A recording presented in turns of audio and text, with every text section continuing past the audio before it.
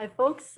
So we will continue with some additional material, now focusing more on the economics, marketing, and data analytics side. I learned quite a bit from Dr. Cannon about crisis communication, and I hope that you took really good notes because this was really great information. I know some of you are already involved in the food sector, and many of you hope to pursue that as a career. So this was really, really good information and very helpful moving forward. So as I talk to you, I'm going to go back and forth between sharing my screen with the slides, as well as issuing a few more polls to get a little bit more feedback from all of you. So in this first section, what I'm going to talk about is the consumer side of things. In other words, I want to try to break down the issues that consumers face in regards to food safety, but probably focusing a little bit more on how do consumers respond. What is the consumer behavior? How do they respond with the demand? How do they perceive risk and so forth? So with that said, what I'm going to begin with actually is another poll. So let me see here, going back to the Zoom.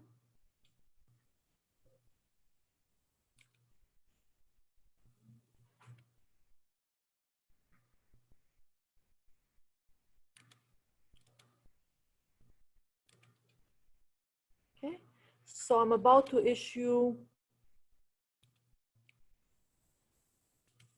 a second poll, and the poll here, yeah, just a second, folks. I'm going to be right back with you.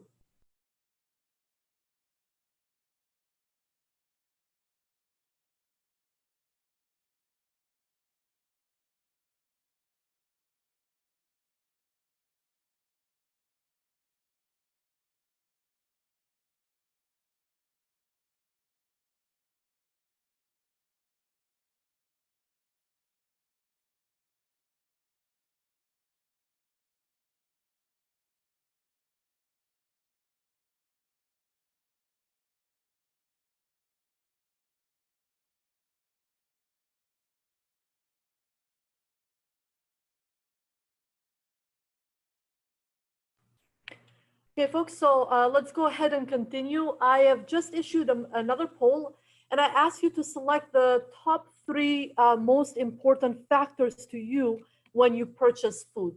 So put on your consumer hat, if you will, and tell me what are the top three things that you consider from these 10 different items that I've selected here when you choose your food. And so I'm going to leave this on for a few seconds here until I get some responses. This is sort of, you can select more than one option in this specific poll. So I'm asking you to select your top three once again.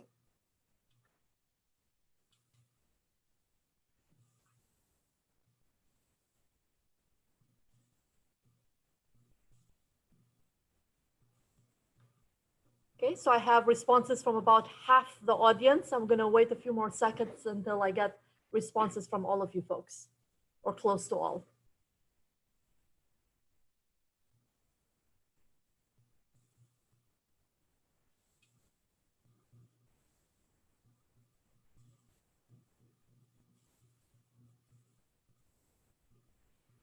Okay, so it seems like the majority of folks have voted. So I'm going to share the results with all of you. So as we find out in most of the surveys that are conducted from many different marketing firms, most of the people place the emphasis on affordability and price when choosing their food. But there are also other factors that are quite important. So to look at your specific survey results, you have decided that taste is your second most important factor. And then nutritional content is the third most important factor. But quite a few of you have already selected food safety as well. Notice that things that sort of, at least me being in the field of agribusiness and marketing, we pay a lot of attention to this. Notice that things like organic and local and non-GMO, which get a lot of media attention, don't seem to be at the top of at least your list, and research finds that also they're not on the top of the list for most, sort of for the average consumer as well. Consistently, price, nutritional content, and taste are the three top most important characteristics that people are looking into. And in that sense, you sort of the audience of this training are behaving in a sort of similar way to the average consumer in the United States. So, however, notice that food safety, of course, is one of those items that has been selected quite a bit. So now let's switch gears, and I'm going to once again share my screen with you. So let's talk about how folks view food safety, how consumers view food safety. So food safety is a credence attribute. And so in that sense, let me see here. I guess you guys don't see my screen yet. So let me make sure that that is shared with you. Okay, there we go. Okay, so from the consumer's perspective, food safety is a credence attribute. What that means is that consumers cannot observe whether food is safe prior or during the consumption process. So prior to the consumption process, when we're choosing the foods at the store, as well as during the consumption process, and sometimes even after the process has taken place. Remember, we eat so many different types of foods, and the reaction sometimes takes a little bit of time. Therefore, we cannot necessarily ourselves pinpoint what made us sick, even if we do get sick. Consumers may not also be willing to pay for something, for an attribute that they cannot observe at the time of the purchase. So if they cannot observe an attribute, we might not be willing to pay for it. So most of the time, consumers will want to pay a premium for things like brands, for national brands, for example, for quantity, for quality, for taste, for flavor, and so forth. But if they cannot observe food safety, how can we ask them to be willing to pay for it? This is one of the things that makes the research in this area from an economist perspective a little bit challenging to understand. So in economics, we have two types of studies when understanding consumer behavior. One type of study is a study based on consumers' revealed preferences, and one type of study is a study based on consumers' stated preferences. What is the difference between the two? Well, stated preferences are preferences that we state in, for example, using a survey method. For example, right now, when I launched a poll and I asked you about your preferences, that was a stated preference. I didn't come with you to the grocery store or to the restaurant to see how you actually make the decisions. I just asked you to state your preference or your decision. On the other hand, revealed preferences are such that we observe the consumers actually making the choices, and we have the data to see what choices they made. They had several different options. What did they actually choose?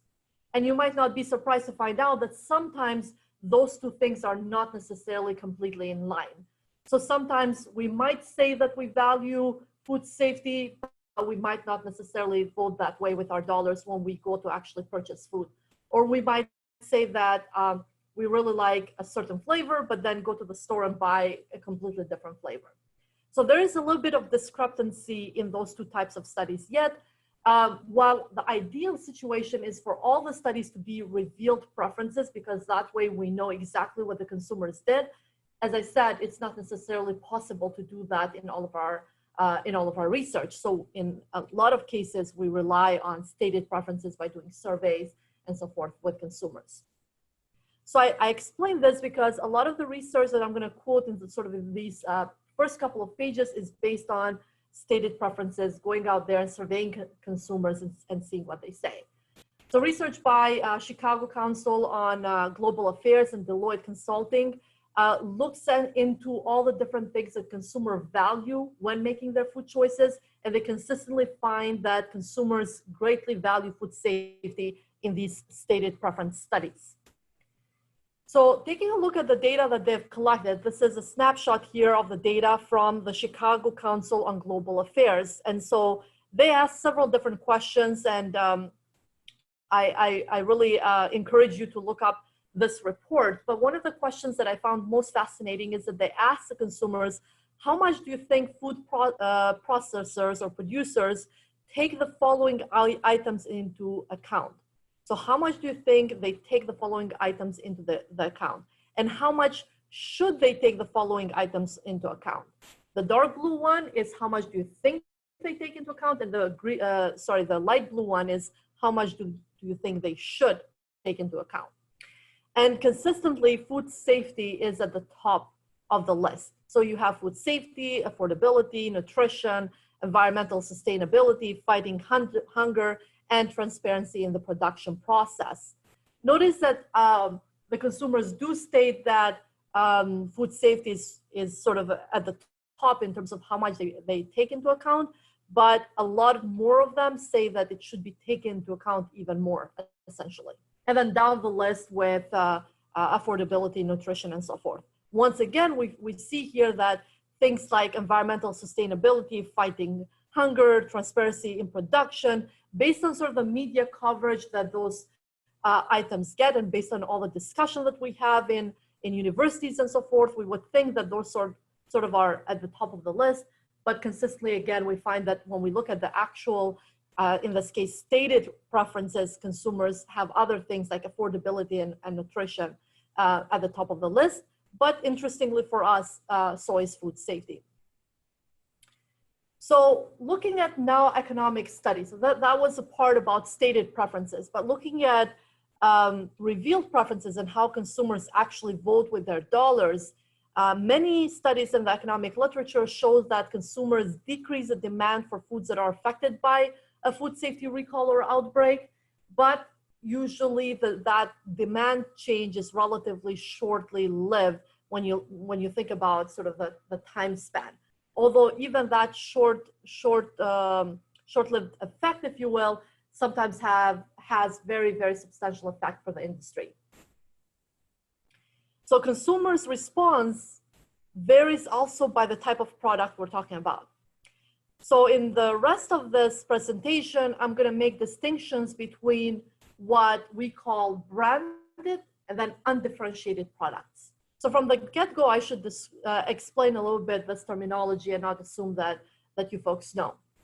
So branded food products are food products for which brand is presumed to matter to the consumers. Things like ice cream we talked about before, or peanut butter, or chocolate bars, or granola bars, and things like that. For those types of items, it is presumed that brand matters to the consumer. On the other hand, undifferentiated products, when I talk about undifferentiated products in the course of the rest of today's training, what I mean by that is products for which it's presumed that consumers do not pay attention to brand when making their choices. So things like purchasing ground beef or eggs or leafy greens and so forth, we don't necessarily go to the store saying, I'm going to purchase brand X, so a specific brand of ground beef. We just put on the list that we want to purchase ground beef. Or likewise for red leaf lettuce or eggs and so forth. So keep this distinction in mind as we continue in the rest of this training. So next, again, I'm going to go back and forth between my presentation and the polls. So the next thing that I'm going to ask you guys to think about is to consider two hypothetical scenarios. I know that these would probably resemble to you a little bit with actual cases of food recalls and outbreaks that have happened due to food safety concerns, but sort of try to stay away from trying to figure out what exactly happened in those cases. I want you to just sort of think about, imagine a situation where we might have an outbreak in ice cream again in the future, and one in the case of red leaf lettuce. So let me stop here for a second. Okay, sure. So let's launch the one on ice cream, please. Okay, so the first question that I want to ask you folks is, I want you to think about your favorite flavor and brand of ice cream. And I want you to suppose that there is a food safety recall for that brand and flavor of ice cream. And next, I want you to consider how would your purchasing behavior for ice cream change in the future. Notice that there are several options and they are a little bit complex. So the first option is continue purchasing other flavors of ice cream, but from that same brand. The next option is continue purchasing ice cream and purchase that flavor of ice cream, but from a different brand. The third option is continue purchasing ice cream, switch to a different brand for some time, and eventually go back to your favorite brand after a while. You can basically interpret that a while whichever way you want. Stop purchasing ice cream for a while because basically you perceive this as a risky product, and only purchase when the recall for that flavor and brand of ice cream is over. So that type of ice cream comes back to the shelves. And the third and the last, the last option here is stop purchasing ice cream for a while, and when I purchase again, do not purchase the recalled brand and flavor, but switch permanently to a different brand. So these are the options. I want you to choose sort of only one option and the one that you think would best describe your behavior. I know that this is not exhaustive, that there are other alternatives that you can pursue, but from these options, choose the best option that describes your behavior. So I'm going to wait a little bit more here.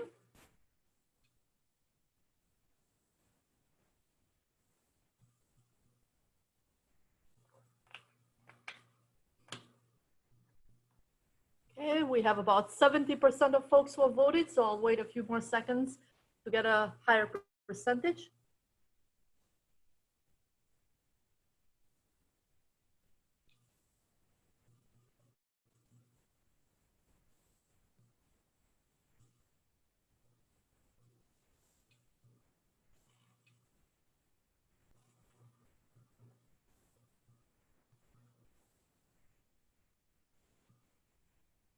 Okay, so let's go ahead and stop the poll here, and we will launch or share the results with you so that you can see the results of how everyone else voted here in the audience.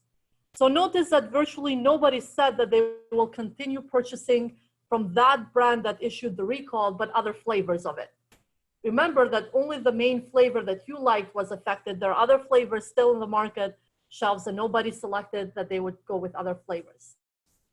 Some folks said that they would continue purchasing ice cream and purchase the flavor that you like, but from other brands. But the grand majority of folks said that they would continue purchasing ice cream, but switch to a different brand for some time, and then eventually maybe go back to the favorite brand of ice cream after a while, basically after the outbreak has passed and some time has passed. There are also some responses on the other two options. Notably, sort of the second biggest response, I guess, second biggest category was stop purchasing ice cream for a while and only purchase when the recall of the flavor and brand of ice cream comes back to the marketplace. So remember how we voted here. So keep this in mind, and now let's go to another scenario. Okay, so I'm gonna stop the share of the results here, and we're gonna go to another case, which is suppose that instead we have a recall of red leaf lettuce. Suppose that we have a recall of red leaf lettuce. Okay, just a second here. Could you, yes. Okay, so in this case, again, I ask you to imagine that red leaf lettuce is your favorite type of leafy green and you really like that for your salads. It happens to be my favorite type of leafy green. So imagine the scenario where red leaf lettuce is recalled or there's an outbreak associated with it. We don't necessarily know which region it comes from. We don't know any brand associated with it, anything like that. So again, you have several different options. Stop purchasing leafy greens of any type until the outbreak is over and resume only after the outbreak is over, but with your usual leafy green purchasing behavior. Stop purchasing red leaf lettuce, but continue purchasing other types of greens. So, maybe kale, spinach, that sort of thing. Stop purchasing any leafy greens during the outbreak, and then start purchasing again after the outbreak, but do not go back to purchasing red leaf lettuce because now basically you're nervous because there was an outbreak associated with it. And the last option, continue your usual shopping behavior because you think that, well, whatever product was affected is out of the shelves anyway, the retailers would have taken it out. So whatever I see in the store is safe for consumption from your perspective. Okay, once again, I'm going to wait a few more seconds to gather all of your votes.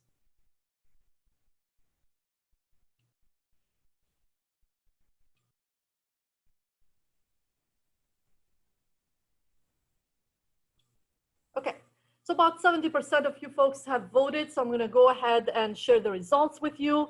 It turns out that about half of you guys have chosen the option of stop purchasing red leaf lettuce, but continue purchasing other types of leafy greens for your salads, and therefore you would change your behavior permanently for a very long time. And then there's the other two options that were selected almost about, well, not quite equally. The first option was selected a little bit more, but interestingly, only 6% of you guys indicated that you would continue your usual shopping behavior in light of this recall. Okay, so I'm gonna stop the share of these polls for now, and we'll continue with the presentation. So again, we did sort of an experiment with our own stated preferences, not revealed preferences, because we didn't have these recalls. I didn't go with you to the store to actually see what you did. I'm just asking you what you would do. And so now let's think about two different situations that actually happened. Not necessarily, I mean, we did have situations with ice cream that happened, but the one that I'm gonna refer to a little bit more is because there are a lot more economic studies about it, is the one with, there was a recall with peanut butter, which also is perceived that there is a lot of brand loyalty in that product category. So interestingly, when we have a recall of branded products, ice cream, peanut butter, as I said, there might be other products that are involved. So far, we have seen recalls in these two big categories. Basically, what happens consistently is that we find that consumers switch to competing brands, okay? Consumers switch to competing brands. They go to the store. They're usually used to buying maybe Peter Pan peanut butter or Bluebell ice cream, and they just switch to other brands of those products, at least for some time. It's important to notice that it's at least for some time. Not everybody changes their behavior permanently. As you know, Peter Pan is still in the shelves. A lot of people still buy Peter Pan. And that indicates that at least some people do what some of you said that you would do, which is switch their behavior for a little bit while the outbreak is happening, but then go back to your favorite brand once it comes back. However, the important thing that I want to emphasize here is that a lot of consumers switch to competing brands, at least during that recall period. Overall demand for the product decreases somewhat, not too much, as we've found so far with the studies that we've conducted in economics. So in other words, ice cream purchases still continue, peanut butter purchases still continue when we consider it as a product category. And interestingly, demand for competing brands actually increases. And this is the first point I'm going to make. Remember back when I showed you folks those numbers and I said the losses to the industry are in the billions, the losses to consumers are in the billions. I said that the story is a little bit more complex. It's not very, very straightforward. What happens in the branded product category is that because some competing brands might actually benefit because they see an increase in the demand for their product, we actually do see that some of the money stays within that small industry, if you will, within that product category. So in branded food products, losses are internalized by the company that is involved in the recall, and they don't necessarily spill over too much for other branded products. With the caveat that, as the second bullet point says, we do see a small overall decrease in the product category demand. So if you imagine sort of a pie, the pie is getting smaller, but the share for the other brands is increasing. So to the extent that the increase in share is substantially bigger for the other brands in comparison to the demand decreasing, they will experience what we call positive spillover effects, or an increase in the demand for their product. And in this case, I'll talk about sort of what industry can do and what companies can do in a second part of my training. But for right now, I just want to mention that from the company's perspective, product diversification might help. Why might that help? Is because if you're a company that produces many different things and not just ice cream, if you experience a recall in the ice cream product category, but your other products are not affected, you might still be fine because sort of your sales and other products are continuing as usual, and it might not be as problematic. But if you're a company that basically focuses on only one product or product category, and then you have a recall in that product category and it's based on your company specifically, then the losses are going to be very, very enormous. And a lot of times the companies will experience such substantial losses that sort of their continued existence in the marketplace might be limited. Now let's switch gears and talk about undifferentiated products. And I intentionally didn't choose romaine lettuce here because we've had also outbreaks in other types of leafy greens. But the parallels that I'm going to draw are primarily sort of in the leafy green industry, but they can happen also in other undifferentiated product categories with meat, with eggs, and so forth. And there are studies that look into those situations as well. Unfortunately, I don't have time to cover all of those cases. So in the case of a product such as any of the leafy greens, what happens is that the overall demand for the product category decreases somewhat. So in this case, for leafy green demand, for that being the product category, the demand will decrease somewhat. But for the specific product, in this case, red leaf lettuce, the demand would decrease very, very substantially. Although those demand sort of effects are relatively short-lived in terms of time, but the intensity of them is big enough to sort of really put in trouble a lot of companies. Demand for other products in the same product category increase as consumers engage in some switching around. So I think a lot of you folks also chose that option, is that if red leaf lettuce is affected, you might switch to romaine or spinach or kale and so forth for your salads. In this case, the losses are externalized to the whole industry. And I say this because it's not usually one farm that is producing red leaf lettuce. There are a lot of different farms that are producing red leaf lettuce. So instead of the losses being internalized to that farm that was affected by the outbreak, and as you recall with the romaine lettuce outbreaks, it takes also a while for us to figure out who exactly is at fault. But even if that's figured out relatively quickly, there's still sort of a negative spillover effect for the whole product. Therefore, a lot of farms involved in that. In this case, it's not that only that operation that suffers the consequences, it's a whole industry. Now, in this case as well, it helps if you have product diversification. First of all, if you're in that business of producing red leaf lettuce, it's bad news for you, even if your operation was not involved. But now you would have an advantage if in your farm you also grow other types of leafy greens. If you also grow spinach and romaine and so forth, because what would happen is, although obviously we know that in agriculture, it's not like we can just produce more leafy greens if demand spikes. Even though that is not a possibility, what is a possibility is that as demand increases, but supply stays stable, what happens is that we observe a price increase, and therefore more of the money goes back to the farmers. And so they might offset their losses a little bit that way. But imagine a scenario in which you're really a very specialized farm and you only produce red leaf lettuce.